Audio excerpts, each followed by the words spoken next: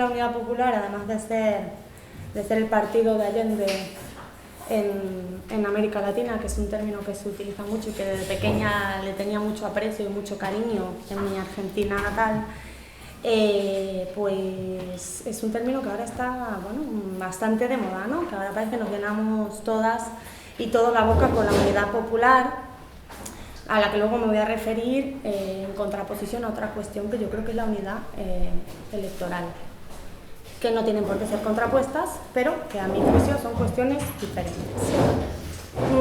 Cuando yo empecé en el partido a llevar la Secretaría de Movimientos Sociales, hace unos años ya,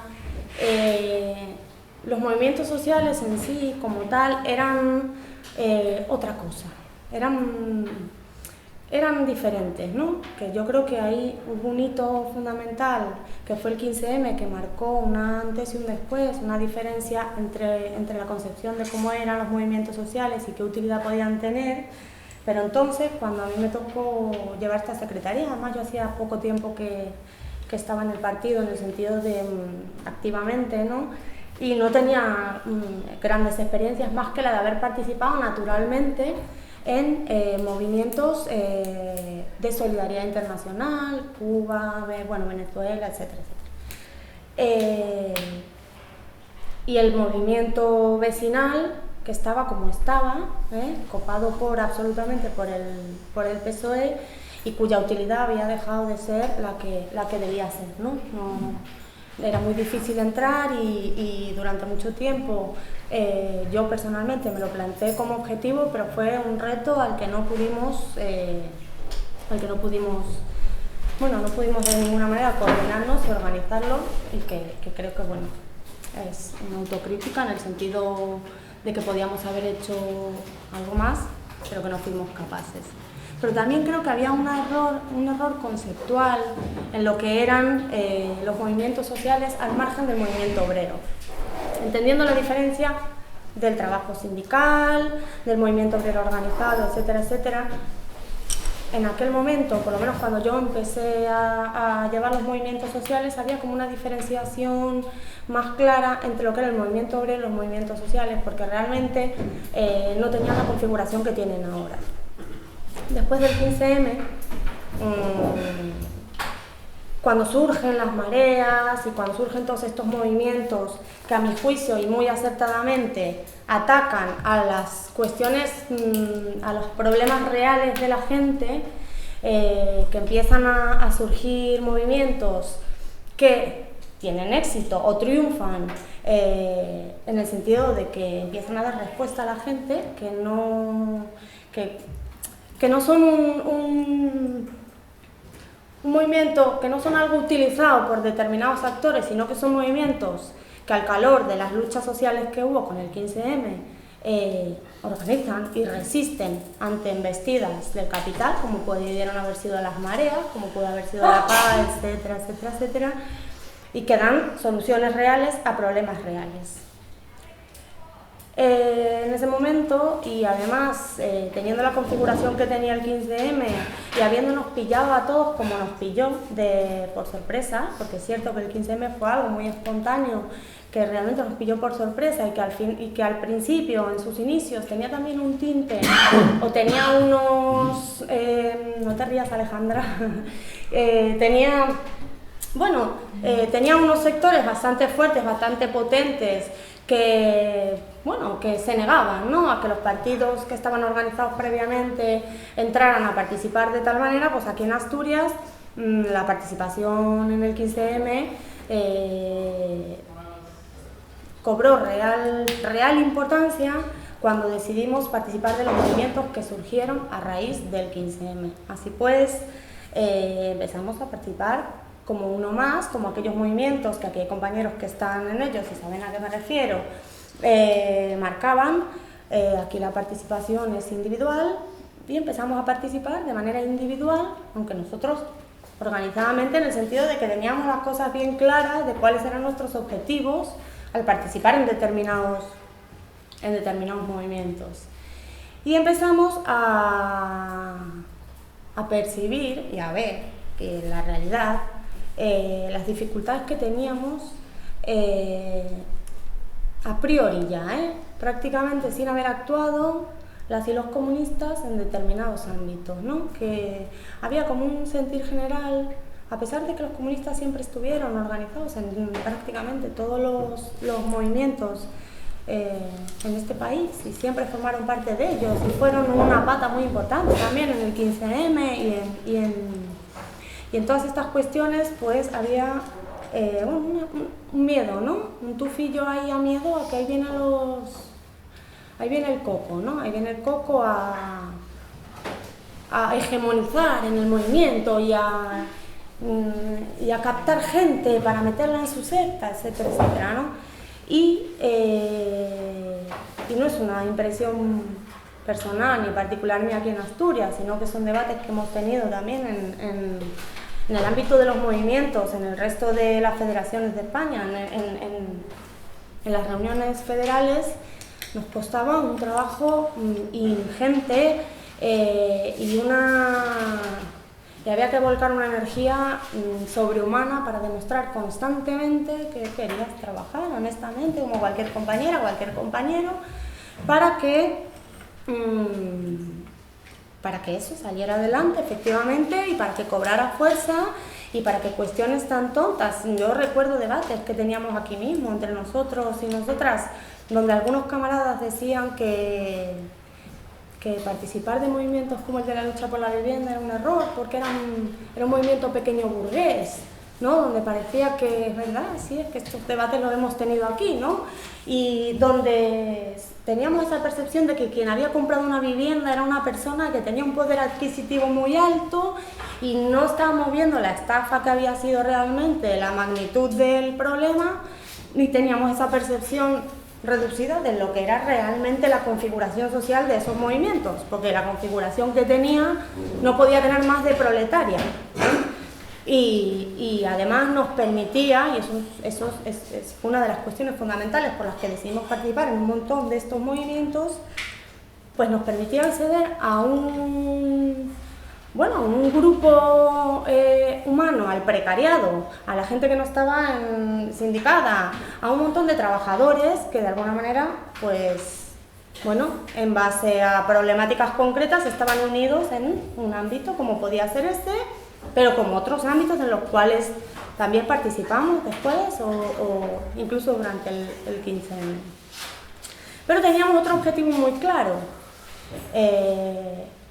Sin llamarle unidad popular, porque tampoco utilizábamos ese término, pero sí que teníamos muy claro que cuando participáramos, ahí donde participáramos, lo que teníamos que hacer era hacer confluir las luchas. Y no solamente las luchas sociales concretísimas como estas, sino que también hacer confluir esas luchas con conflictos laborales, con todo el tema republicano y con un montón de otras reivindicaciones que llevamos en nuestro ADN y que además eran espacios muy buenos, campos muy buenos de trabajo, a pesar de que compañeros de los mismos movimientos malinterpretaron en algún momento afirmaciones de ese tipo, pues eran ámbitos muy buenos donde empezar a crear, a forjar realmente esta unidad popular, ¿no? Así pues, participamos ahí donde pudimos de ámbitos de confluencia, intentando siempre favorecerlos y llevarlos adelante. Aquí en Asturias hubo experiencias de confluencias donde participamos muy activamente y donde además intentamos siempre trabajar como en nuestra línea, vamos, honradamente, ¿no? Al punto de cuestiones tan concretas como, o tan características como la Semana Republicana en Oviedo, que era una cuestión muy del partido, etcétera, etcétera, hasta intentar que eso pudiera ser utilizado por las confluencias para que todo el mundo pudiera estar incorporado en la reivindicación, en la lucha por la Tercera República. Y siempre lo tuvimos bastante claro. Lo que pasa es que una vez más nos encontramos, como muchas veces, con ese miedo a priori, ¿no? Bueno, en ese sentido erróneo, ¿no? Y equivocado de que aquí vienen otra vez los cocos. Pero seguimos trabajando. Vuelvo a repetir que era un objetivo que teníamos clarísimo y que creo que debemos estar contentas con el trabajo que hemos hecho, porque en gran medida, y no solo aquí, sino en el resto del Estado, ¿no?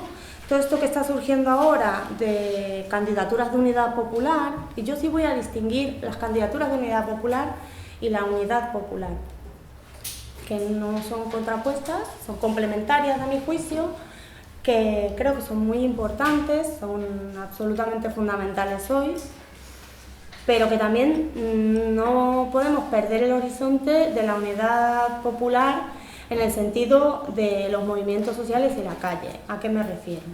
Y es algo que he defendido siempre, y no solamente ante el surgimiento de Podemos o ante las expectativas anteriores a Podemos de mejoras en el voto de Izquierda Unida o de cualquier fuerza que llega a las instituciones y que sea, bueno, algo ilusionante en el sentido de que podamos transformar algo desde las instituciones, es no perder nunca de vista que nuestra lucha y la lucha de las comunistas y los comunistas siempre tiene que tener su base en la calle. Y donde tenemos que estar y reforzar y participar es en todo movimiento que contrarreste en las políticas neoliberales, o que por lo menos las desenmascare. Siendo conscientes de la importancia de estas candidaturas de unidad popular, porque en términos reales y mirando los datos, no hay que ser muy listo, ahí donde se ha arrasado, donde se ha ganado, donde ha habido algún cambio a nivel institucional, ha sido en las ciudades donde ha habido candidaturas de unidad popular. No es menos cierto que son sitios donde también había una trayectoria de trabajo en los movimientos muy importante. Yo me acuerdo hace meses largos que en alguna reunión, no me acuerdo a quién particularmente, decía: oye, tenemos que estar atentos porque se está contando con movimientos como la PA como un actor político más, ¿no? Se convoca a partidos y a la PA. Eso tuvo eso de alguna manera nos saltaron las alarmas, ¿no? En el sentido de que algo está cambiando en la manera de plantear las cuestiones electorales, porque se está contando con los movimientos, cosa que antaño no se había hecho, honestamente, que parecía que una cosa era la pata institucional, una cosa era la pata de la calle y que no había nada más. Y yo creo que en ese sentido, y como es del tema de lo que se hay que hablar ahora, porque a mí me parece que es muy importante y donde debemos centrar bastante de nuestras energías, nuestros debates, para encaminar de una manera acertada nuestro trabajo allí, yo creo que tenemos que plantearnos como objetivo, además de ser generosos en el sentido más estricto de la palabra, ¿no? De hacer todo lo que podamos para que estos espacios de unidad popular o electoral salgan adelante, porque además yo creo que es la única opción real a combatir el bipartidismo. Se han demostrado las últimas elecciones y estamos por ello, pero que tampoco es nuestro objetivo último, también teniendo en cuenta que, o por lo menos para mí, lo que los comunistas y las comunistas esperamos, o que lo que nosotras creemos que va a acabar con las desigualdades, no es pura y exclusivamente participar de las instituciones. Nosotros queremos un cambio de modelo y creemos que es construir otra sociedad. Lo que pasa es que hay que ir dando pasos en ese sentido. Yo siempre entendí que las instituciones eran un frente más, un ámbito más de lucha, un movimiento más, de alguna manera, un altavoz, si se quiere, un espacio desde el cual contrarrestar determinadas medidas, pero donde también influir socialmente, para preparar el terreno para poquito a poco dar el salto. La verdad es que me parece que ahora nos llenamos mucho la boca hablando de la unidad popular y no paramos a pensar muchas veces en espacios que ya existen o que ya existían, ¿no? Siempre pongo el ejemplo para mí más entrañable es el de La Paz. En La Paz tenemos un espacio de unidad popular que ha sido un trabajo muy duro en el que hay de verdad de todo, o sea, y lo sabe aquí Delia que participa conmigo, ¿no? En La Paz hay gente de Podemos, de Izquierda Unida, comunistas, marroquíes que se ponen a vender camisetas en las fiestas de la República al lado de los compañeros saharauis y toman el té con los saharauis. Todo tipo de procesos de unidad popular, en el sentido también de generar en esos ámbitos otro tipo de conciencias y de influir en ellos para que nuestras ideas lleguen, ¿no? Así también hay debates ahí muy interesantes y muy prestosos con compañeros colombianos, ecuatorianos, venezolanos que participan, que vienen con unas ideas muy mediáticas y a los cuales se dan debates muy interesantes y muy positivos en el sentido de ver la transformación de los compañeros y de las compañeras como agentes activos, no solamente de la solución a sus problemas, sino también de la solución a los problemas de otros compañeros, y la verdad es que son ámbitos maravillosos de trabajo y es un trabajo de hormiguita, y el trabajo de la unidad popular no es algo que se construya de la noche a la mañana, ni podemos sacar un titular abogando a la unidad popular. Yo en procesos de unidad popular que ahora en marcha, verdaderamente ves a compañeros y compañeras que llevan muchísimo tiempo trabajando por ella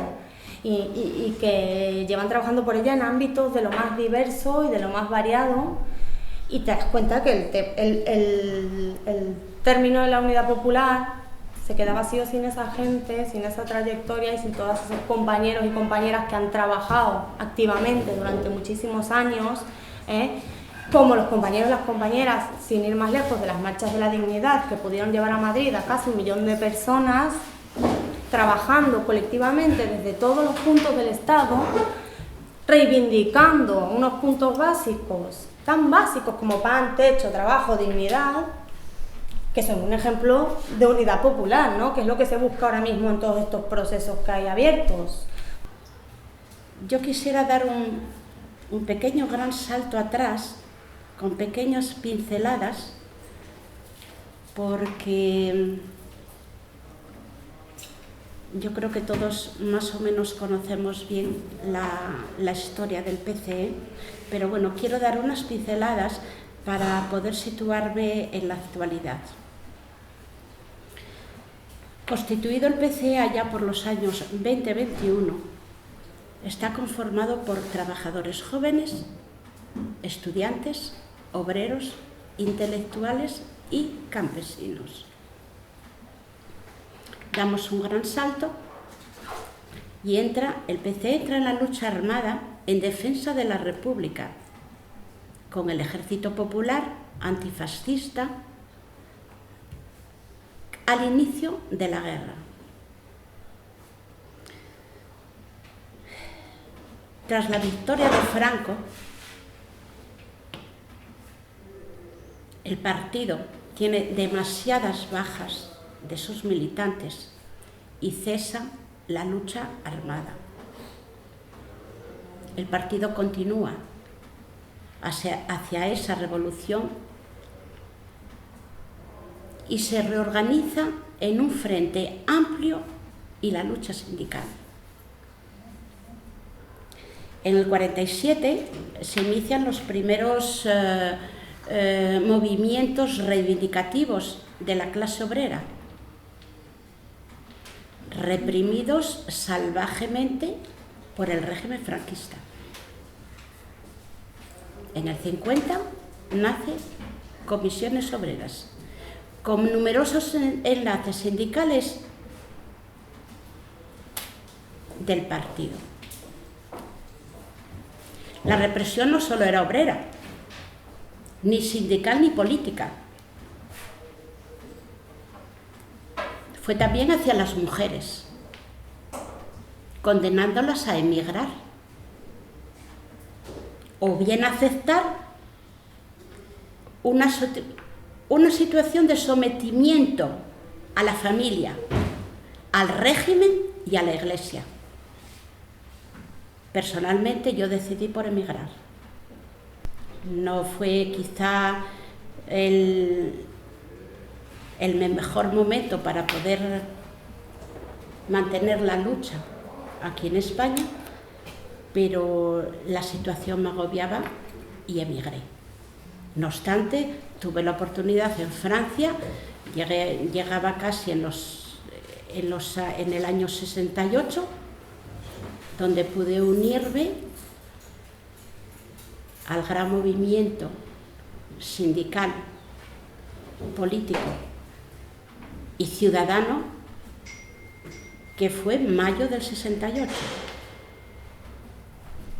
Fue una experiencia muy importante, personalmente me sirvió y a la sociedad francesa también. Ahí quizá el Partido Comunista francés no dio el paso que tenía que haber dado y el general de Gaulle continuó gobernando. En los años 60 se funda el Movimiento Democrático de Mujeres. Fue con mucho peso y estaba constituido sobre todo en red de apoyo a presos y presas políticos, que en España teníamos muchos. Entonces dejo un poco así el pasado y como mi secretaría es los servicios públicos, donde soy una gran defensora, a pesar de que mi vida laboral se dividió en dos. 22 años en lo privado y 20 en lo público. Fue un paso importante, el paso de lo privado a lo público es un paso tremendo por la maquinaria pesada pero certera, por sus leyes y sus normas de la administración. Hoy lo vemos que si hubiera estado más respetadas las leyes de la administración que por los políticos, por algunos políticos por supuesto, hubiéramos evitado los grandes desfalcos que hemos tenido en España en los últimos años. Me refiero a la Constitución del 78, pero me refiero a ella en su artículo 103, que regula las administraciones públicas. Posteriormente se fue desarrollando, pero es importante este artículo 103, por lo cual la administración pública, tanto a nivel estatal como regional y local, se va a ir estructurando. También regula al empleado público a través del derecho administrativo.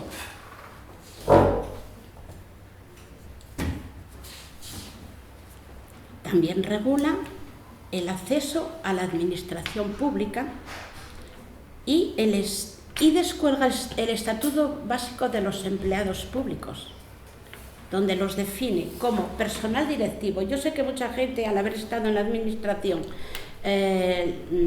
bueno, lo conoce, pero seguro que otras personas no. Pero es importante lo que digo, cara a lo que luego resultó. Está el personal directivo, el funcionario interino o interinos y el personal laboral y eventual. clasificándolo en grupos y subgrupos según la titulación obtenida. Se llega incluso a tener una mesa general de administraciones públicas donde se negocia tanto el personal laboral como el funcionario, que antes de estar regulado no era así. El personal laboral se regía por su propio convenio y era donde se podía negociar. ¿Comienza la crisis del 2010? Bueno, no lo sé si empieza en el 2010. Yo he pasado muchas crisis a lo largo de toda mi vida, he pasado muchas crisis. He pasado crisis en Francia, pero claro, nada tiene que ver con las crisis que podemos pasar aquí, porque el estado de bienestar social está siempre a mínimos. Entonces, mientras ese estado de bienestar social no se sitúe en un nivel económico lo suficiente para que las personas no caigan en la pobreza, las crisis seguirán azotándonos. No es lo mismo la crisis que pueden estar atravesando en Francia, donde su estado de bienestar social había situado la jubilación a los 60 años y grandes huelgas no lograron que la jubilación fuera a los 63. Pero es que aquí seguíamos a los 65. La crisis forzó a que llegara 66, 67 hasta los 70. Entonces, dependiendo de la base social, del presupuesto que podemos tener cara a estas situaciones de crisis, que el capital, mientras estemos dentro de este sistema, va a continuar apretando. Afloja un poco y aprieta 5 veces más fuerte. Entonces, cuando aprieta poco es cuando tenemos que reivindicar esos derechos sociales vitales para tener una vida digna.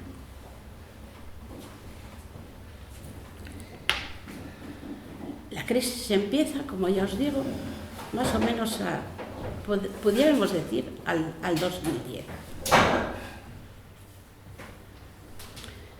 Ahí se resiente más porque empieza la pérdida de trabajo, porque como no hay recursos verdaderamente sociales, entonces la crisis empieza a golpear tremendamente cuando empieza a decaer el trabajo y cada vez más precario. Pero en esa crisis, primer ataque a los sindicatos, demasiadas subvenciones, muchas liberaciones, fotos con las cúpulas sindicales de pacto sonriente mientras la clase obrera se manifestaba en la calle. Todos son también estrategias del capitalismo.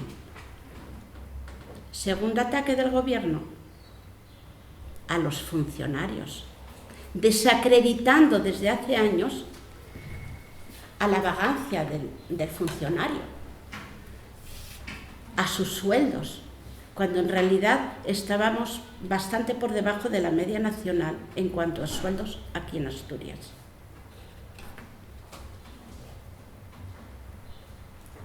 Demasiados funcionarios, cuando nuestro estado de bienestar social estaba bajo mínimos con respecto al resto de Europa.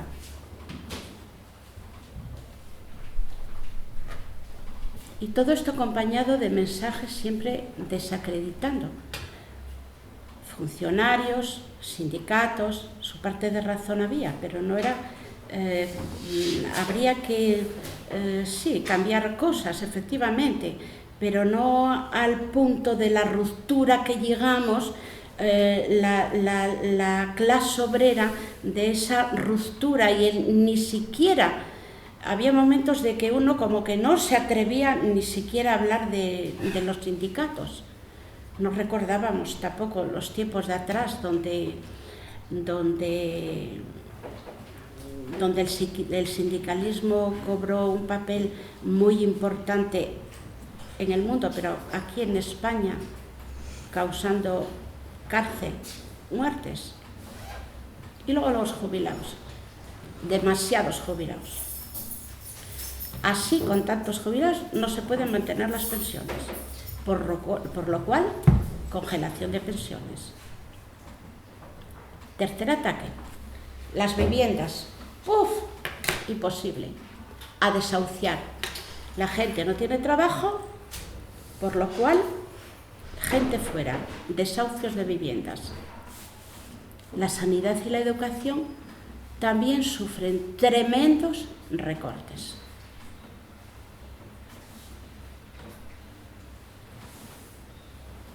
El estado de bienestar queda a su mínima expresión, teniendo a una gran parte de la población pendiente de un recurso que se llama tremendamente, esa palabra, propongo que se quite, ayuda de emergencia. Eso es tremendo.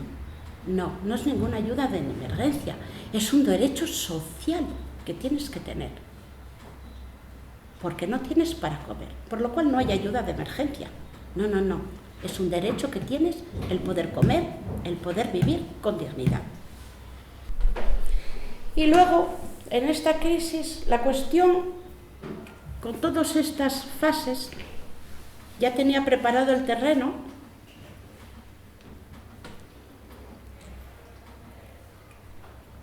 para poder destruir el empleo público.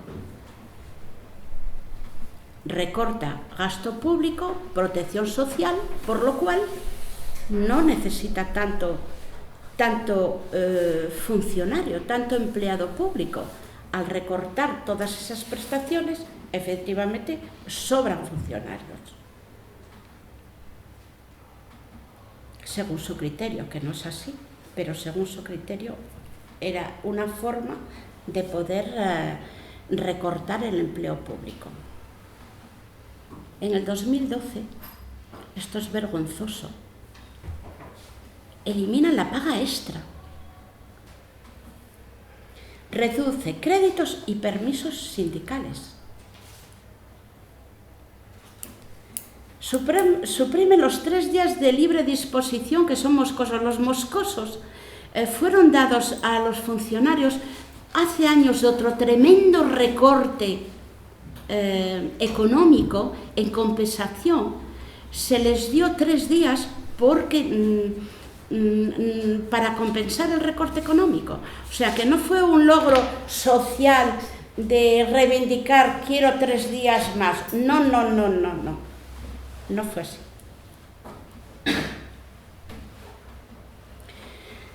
La supresión de los días de libre disposición y los días por antigüedad. Eso fueron todos derechos adquiridos. Ningún gobierno vino y dijo, vamos a dar 3 días más por antigüedad a los empleados públicos. No. Se suspende el convenio colectivo de personal laboral. Se reduce al 50% la acción social. Y ya para acabar con el recorte de plantillas y no tener más problemas, se congela la oferta pública de empleo. Todos aquellos que llevan años, porque claro, una oposición te tardas años. No es cuestión de 3 días preparar una oposición. La gente llevaba ciertos años preparando oposiciones, pagando academias, un esfuerzo importante, personal y económico para preparar las oposiciones. y se congelaron. Ante toda esta situación, los empleados públicos se movilizan. Empiezan a organizarse mareas de todos los colores. No obstante, los sindicatos y partidos políticos, como puede ser el Partido Comunista, desde luego estábamos en esas mareas. Lo que pasa es que el trabajador no quería ningún tipo de siglas, pero ahí seguíamos, el Partido Comunista ahí seguía. Y la militancia de comisiones obreras también. A nivel local se organizan espacios de debate, encuentros y de diversas actividades. Hay una experiencia interesante como fue la Madreña aquí en Oviedo, el Matadero en Pola de Siero, el Matadero, donde ha sido un espacio y sigue existiendo, aunque con ciertos cambios, un espacio de encuentros, de actividades dirigida a todo público, incluso a niños y niñas. Se hacen actividades un poco en paralelo a lo que organiza el ayuntamiento. También trabajamos en Pola de Siero, y en el conjunto de Asturias con los tratados de libre de comercio. En Pola de Siero logramos que el ayuntamiento, que entonces era Foro, lograra posicionarse en contra del tratado.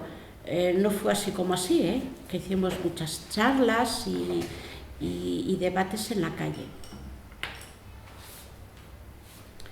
También hemos participado en la Asamblea de Parados y Precarios, que tiene doble vertiente, que es la parte reivindicativa y la parte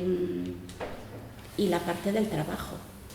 También hemos participado en ello. La Asamblea de Parados y Precarios tiene ámbitos locales y tiene una estructura también regional. Todas estas movilizaciones han tenido un paro importante. Yo no diría tanto como desmotivación, sino de nuevo mensajes ilusionantes. Pero no creo, firmemente no creo que el movimiento obrero ni la sociedad se haya desmovilizado, sino que a través de los medios se lanzan mensajes que luego políticamente no se cumplen. Muchas gracias por todo. Bueno, las preguntas van indistintamente dirigidas las dos, aunque quizá cada una de ellas pueda tener un cierto sesgo hacia uno de los dos lados. La primera es que si no creéis que existe en la actualidad, en lo que respecta al proceso, digamos, de confluencia, su vertiente meramente electoral, un riesgo de repetir lo que sucedió en tiempos con los grandes, digamos, movimientos sociales que hubo, pues yo que sé, a finales de los 60-70 y un poquito después, el movimiento vecinal, etcétera, de descapitalización de los movimientos sociales en ocasiones muy potentes, muy interesantes, muy necesarios, con independencia de lo que ocurra en las instituciones, en aras de poder copar los más o menos abundantes puestos institucionales que se puedan ahora conquistar, si es que fuera el caso, ¿no? Y en ese sentido, si creéis que no puede darse la situación de que magníficos líderes de movimientos sociales puedan ser pésimos cargos públicos, ¿no? Y que se pueda estar perdiendo, por un lado, gente muy necesaria en donde estén trabajando, sin que por ello se garantice absolutamente nada al respecto del trabajo institucional. Y dicho ello, sin perjuicio de que, evidentemente, en lo que respecta a la actualidad, el trabajo de los movimientos sociales implica realmente una nueva cultura política que tiene mucho que ver con eso que comentabas antes, el fenómeno 15M, que de algún modo hay que trasladar a las instituciones, con independencia de que sean los propios líderes los que lo hagan o no, ¿no? Esa es la primera pregunta. La segunda es la de si comentabas, Nati, el tema del programa, ¿no? Que nosotros tenemos programa, por supuesto lo tenemos a escala federal, a escala regional, lo tiene Izquierda Unida, que es otro modo de decir que nosotros lo tenemos también, porque también somos Izquierda Unida, lo tiene Podemos, lo tiene ECUO, lo tienen otros agentes que se supone serán los protagonistas de los procesos de convergencia, sea para hacerlo o no hacerlo, lo que fuere. Entonces, si creéis realmente que hay una dificultad de convergencia programática, porque a veces se plantea el tema de la necesidad de, con anterioridad a cualquier otro tipo de movimiento, un arduo trabajo se supone de convergencia programática, y a mí me gustaría saber si realmente creéis que hay un problema, si realmente las divergencias y los obstáculos son tales que realmente eso es un escollo que hayamos de pues, enfatizar el tema de que primero el programa y después todo lo demás, ¿no? Yo creo que el riesgo de repetir modelos y además de descapitalizar estos movimientos, y en el sentido de que esas personas que en determinados ámbitos son muy válidos, muy útiles, etcétera, etcétera, pero que después cuando dan el salto a las instituciones, ¿no? Esto que se repite mucho también socialmente del puestín, el no sé qué, están ahí para coger un cacho de poder, etcétera, etcétera, es el trabajo que tenemos que hacer desde estos ámbitos, ¿no? De un absoluto control, de un respeto absoluto a las asambleas de las que se forma parte y de no mesías, ¿no? De no seguir, de no repetir modelos de grandes caras y de grandes líderes, sino de personas que sean representativas realmente en sus ámbitos naturales y que realmente sean personas que hayan trabajado desinteresadamente durante muchísimo tiempo en esos ámbitos. Y trasladar a la sociedad la cultura política del control a lo institucional, ¿no? Y de todo eso que se habla, que no es baladí, de la transparencia, que la gente empiece a formar parte de las decisiones, que tampoco es tontería, porque en ese sentido es algo que yo creo que generó, que es también poder popular, ¿no? Grandes simpatías y solidaridad ahora con el pueblo griego respecto a las medidas de la Troika, ¿no? Que a nadie se nos escapa que al que asoma la cabeza un tantico se le da con el mazo y para abajo de vuelta. O sea que las expectativas que tenemos volcadas objetivamente son las que son y que no somos tontas y sabemos que es muy difícil, ¿no? Desde el ámbito institucional transformar absolutamente todo lo que hay que transformar, ¿no? Pero sí es verdad que hay que apoyar, y creo que eso es algo a trasladar y socialmente que es algo también que yo creo que sí que es de un tiempo para acá, la cultura esta de la participación, del control, del respeto a la asamblea, de que la gente participe en la elaboración de programas, porque antes, yo me acuerdo un día que tuve que ir como un movimiento social a participar, ¿no? Aquí hubo una experiencia hace unos meses del Frente Cívico, en el que se planteaba hacer un programa ciudadano, ¿no? Y a mí me tocaba hablar en un acto sobre el tema de la vivienda, etcétera. Y un señor estaba puesto delante y dijo: es que yo pensé que veníais a enseñarme el programa. Pues si no venís a enseñar el programa, pues no, estaba como descolocadísimo.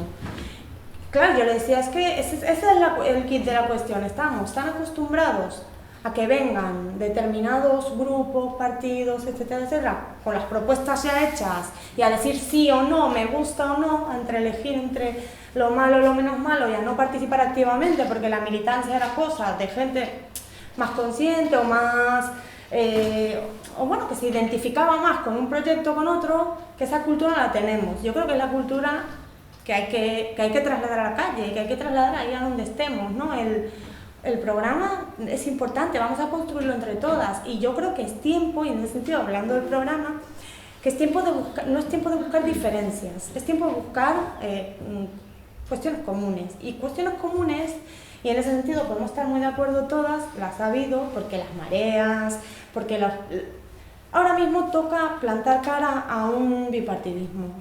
Tenemos muchas cuestiones que compartimos absolutamente, pues vamos a dejar de lado las cuestiones que podemos debatir más adelante y ya veremos, y ya hablaremos, y ya veremos si convencemos a las mayorías o no convencemos a las mayorías, etcétera, etcétera, pero que en este momento es fundamental y es muy importante buscar esas cuestiones comunes. ¿Quién está en contra de que se paren los desahucios?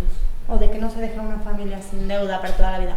¿Quién está en contra de que lo público se cuide? Porque además, no solamente desde el ámbito laboral, sino desde el ámbito del usuario, de que yo quiero ir al médico y no tengo pasta para pagar. ¿Quién está en contra de que a mí como trabajadora no me puedan echar sin darme un duro? ¿Quién está en contra de esas cuestiones? Los que están ya muy claramente posicionados en otro lado, los partidos del régimen, ¿vale? Pues eso están en contra, ya lo sabemos. De todo eso para acá, vamos a buscar cuestiones comunes. Y yo en ese sentido creo que es muy importante la implicación de una elaboración de programas de verdad colectivos, donde todo el mundo pueda plantear también sus preocupaciones y se involucren de verdad en las cuestiones de agenda política, ¿no? Que eso es muy importante. Nosotros como movimientos varios a los que formamos parte, hablamos con todos los grupos políticos, con todos. Y si hay que hablar con el PP, se habla con el PP. Si la cuestión es llevar tus reivindicaciones a todos los ámbitos, sabemos efectivamente quiénes lo van a atender y quiénes no. Pero además tenemos un montón de experiencia ya de todos estos años de que sabemos realmente cuáles son los problemas de la gente, porque hemos estado con ellos batallando a la calle todas esas cuestiones. Pues a todos hay que poner remedio, pues esos puntos yo creo que son los de converger, y la elaboración programática colectiva me parece súper importante, fundamental. Yo estoy por ahí y a cualquiera que hablo digo, oye, ha surgido ahora algo, no sé qué, y es el momento de entrar porque se están elaborando los programas. Que todo el mundo aporte, cuanta más gente mejor, cuanto más variado mejor, porque es importante. Ahí es donde digo que tenemos que ser generosas y generosos en esos ámbitos, ¿no? No cerrarnos ni ofuscarnos con las diferencias, sino que buscar las cuestiones comunes, que es la única manera de llegar. Y yo creo que es la experiencia que seguramente nos cuenten en el acto del miércoles los compañeros y las compañeras que llegaron a confluir realmente, ¿no? Es que es la única manera, a mi juicio. Yo no creo que haya mucho más, sin grandes fórmulas. Honestamente, yo creo que es la clave, vamos.